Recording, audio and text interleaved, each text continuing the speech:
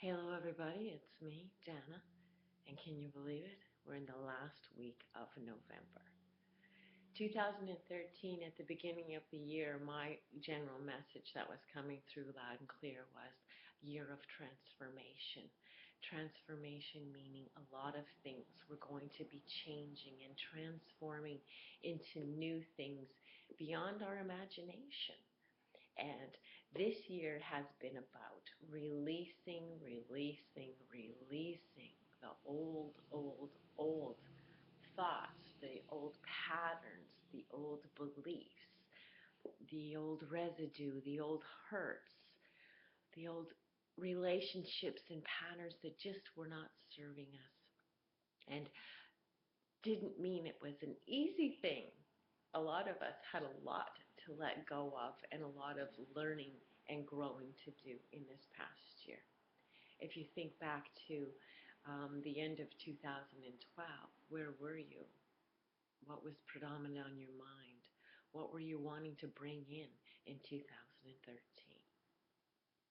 I recall at the beginning of January last year, I was very excited and happy because there were so many signs of it being an early spring.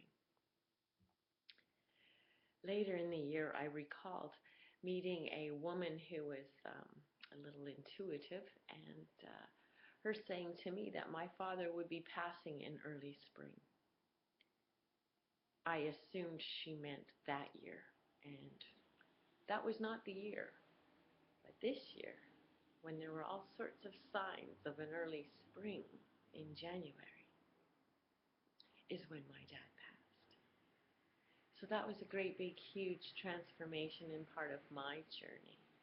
And so much has changed this year in all of the relationships in my life. And I know this has indeed happened for so many of you out there as well.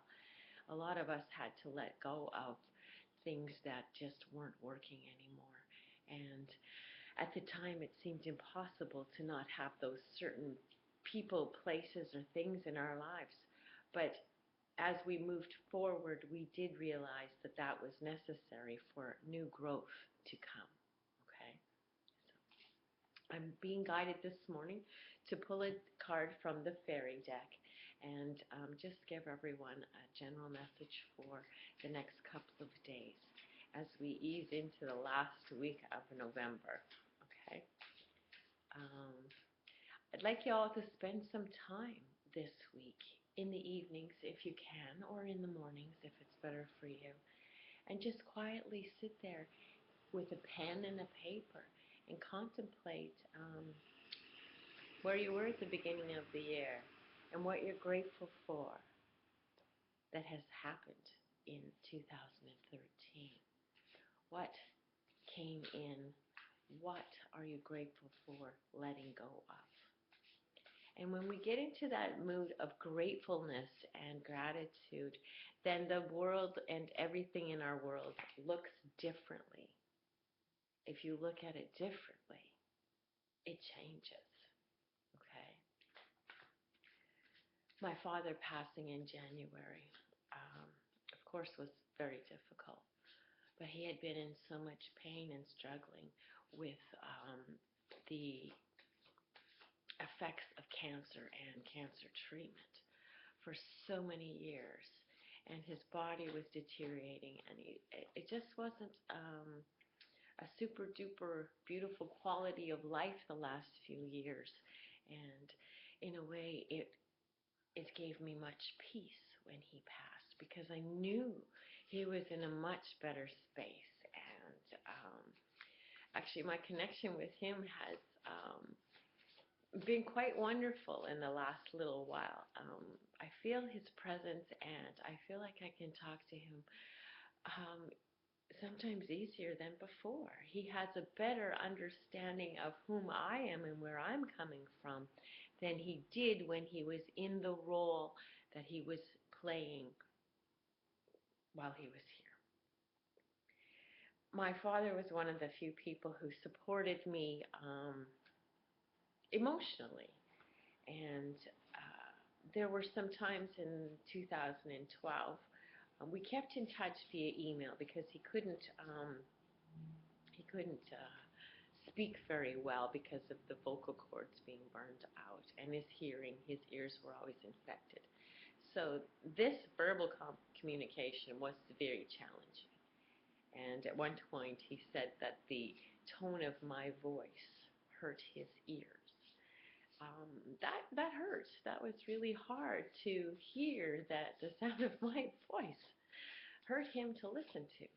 So we ended up communicating most of our messages through email, and I still have those messages, and some of them are very, very beautiful. And I remember at one point he was not in a good space, and he sent me a note, and it was less than beautiful, and it's been popping up in my head the last few days. Uh, it was something to the extent of, you can go sit on the beach with the Dalai Lama later in life. Right now, you need to get a real job and get your daughter through high school. So that was blunt. That was sharp. That hurt. 2 days later, I got another email from him, and it said, perhaps I was a bit harsh in my last email. Perhaps. Um, but he could tell. He felt how his words had hurt without me having to say anything. And he was sorry for that. And I understood where he was coming from. It's not easy for people who are living in the rules and have had the same thoughts and beliefs all their lives to take in something new and different that doesn't go with what they've, their little box world of thoughts and the way things should be.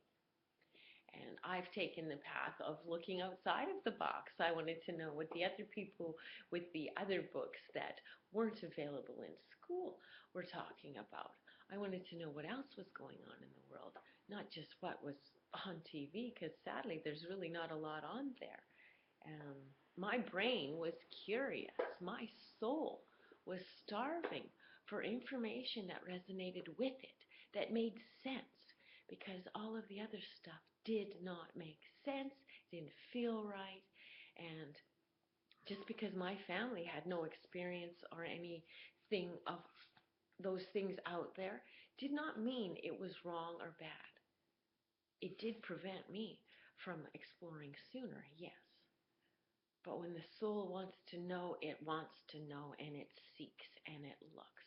And when your soul is going, you know what, all of these things that I say and believe just don't exactly feel right, then you know your soul wants you to start seeking and searching for new and other information as well.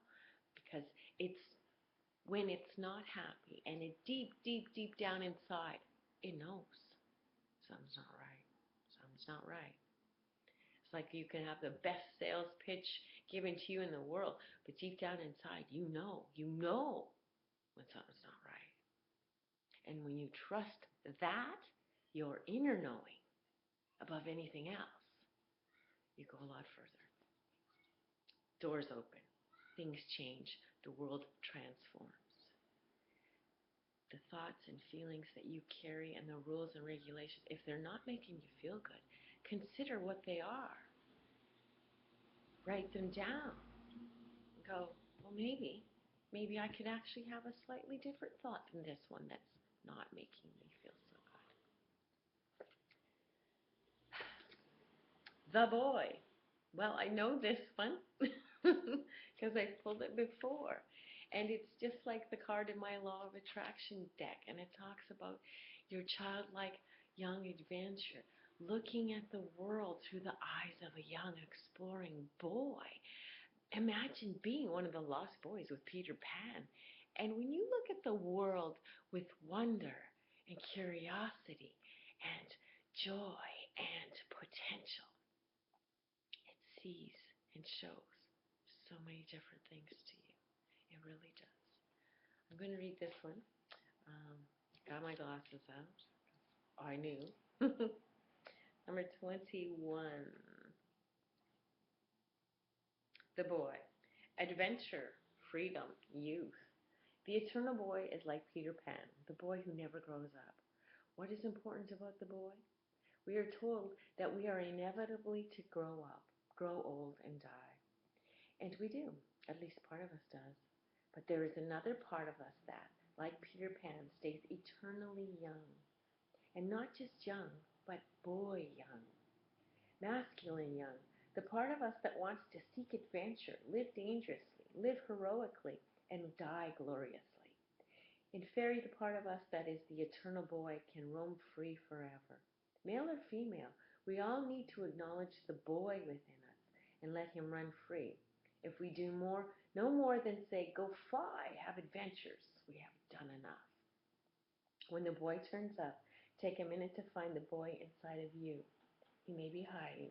Boys are good at that. But coax him out into the light, say hello, and let him fly. He'll return to you, and when he does, oh, what tales he'll have to tell. We're too serious. We're too bogged down with so many rules and how am I going to do this and how am I going to do that. And oh my God, those kind of thought patterns are exhausting so many of us. Take your time, go sit outside and just stare at a tree. Breathe, focus on your breathing. Get your journal, write down your dreams. Say, you know what, if Tinkerbell suddenly showed up with her magic wand, I would wish for this. I would be sitting in Hawaii. I would be dangling my toes off the pier. I'd be watching the dolphins. I'd be dipping my toes in the sand. Where would you be? Use your vivid, boy-like adventure imagination. And this is important before a lot of you go getting riled up into that crazy December, you know what goes on kind of energy. Take the time and really go inside and think about the people whom you love. Take some time to love yourself. And when you love yourself and fill up this watering can, then you've got more energy and love and great ideas flowing that you can give and share with the ones that you do love. Take care of you, and then there's more of you to share. And consider thinking about what people around you really are, rather than what your limited perceptions of them might be. Everybody, every one of us has certain people in our lives that takes a snapshot photo of us and they're like, okay, this is you. You have this color hair and this is what you like and this is where you go and this is what you do. And they have that image of you and what you do and what you represent. Like it's a permanent thing. You are not allowed to vary from their image of you. And this causes a lot of stress and strain in relationships. So many of us do not want the other people to change because it means we're going to have to change our world. If you're not comfortable with changing your world, it's really not fair of you to prevent someone else from moving on and changing theirs. Sometimes the change that you need to do is accepting the fact that you need to let them go and do what is in their heart, what's in their soul. And if you're a parent, I would like to remind you that as much as you love your child, you do not know what's in their soul better than they do. They know what's best for them, just as you know what's best for you, more so than what your parents necessarily knew what was best for you. They only go by their own guidelines and rules of, what they think is allowed. But that doesn't connect with the soul of the being. And more of us have to give ourselves and others the freedom to express what's in our soul. Because when you're judging someone who's expressing what's in their soul, your judgment is a wall and a barrier that keeps you from feeling the freedom of expressing what's in your soul. When we judge another, we hurt ourselves and them. We're very powerful with our thoughts and our words and our feelings that we put out there. I would like more of us to pay more attention to the kind of thoughts and feelings that we are sending out towards others on a constant basis. If you're not feeling good, you are not giving out good feelings either. Is that fair to everyone around you? And if your life is miserable, you have to consider that you are a contributing factor to that. Your misery contributes to the misery. If you don't take the moment to stop and go, okay, that's not the kind of energy I want to live in. That's not the kind of energy I want to give off. That's not the kind of world I want to create. How can I change it? You can only change you, your thoughts, your feelings, your perceptions, and what you put into the world. You will do yourself a huge favor when you stop trying to control what the other people are doing with theirs. Okay?